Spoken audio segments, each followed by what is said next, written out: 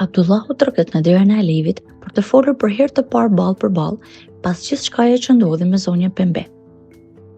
Alevi shikon dukshëm që Abdullahu e ka besuar gjithçka që i është transmetuar atij dhe kjo e vret, sepse pandehte që ai e njeh mjaftueshëm sa për ta ditur që kurrë nuk do e shkaktonte një aksident të tillë qëllimisht. Për te lotëve të Alevit dhe urdhërimeve të saj që ai të largohet menjëherë nga ajo shtëpi, Abdullahu sërish tenton t'i tregojë se do i marrë të gjitha përgjegjësitë që i takojnë si baba, por me kot, Alevi nuk e lejon të flasë më gjatë. Alevi e dëbon nga shtëpia dhe shkon pranë në mudh që të bisedojë për situatën, por lëndohet edhe nga ai për faktin që ai e pyet nëse ajo e ka shtyrë qëllimisht Pemben apo jo. Me të larguar Alevi, në shtëpinë e Umutit vjen Nursema, me të cilën tani më punët kanë filluar të rregullohen. Aqsa, Nursema e mbështet për këngën e tij, duke i thënë se klipin mund ta bëjë me ekipin profesional të vendit të saj të punës, gjë që Umutin e lumturon pafund, edhe fakti që Nursema mendon për të, por dhe lehtësimi i punës që vjen si rridhoj.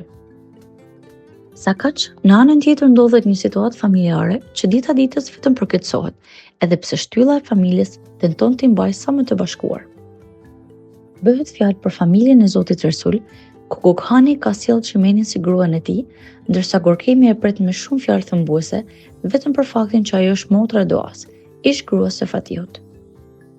Qimeni nuk qëndron mbrapa me thumbime të njëpasnjëshme, ndërsa Gokhani nuk i ndërpret dot, derisa ndërhyn babai i tyre Resuli, i cili urdhëron të sqarohen një herë mirë të gjitha keqkuptimet e të mos përjetohen më të tilla gjëra. Teksa Gorkemi përmend sërish Doan me përbuzje, kur nata saj e ardhshme Nilai kërkon ndihmën e saj dhe e merr po aq shpejt sa ju premtua.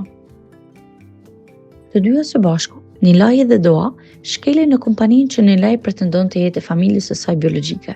por për të ballafaqur ka kërkuar ndihmën e Doas, si person që mund të shprehë më me bindje fjalët e saj.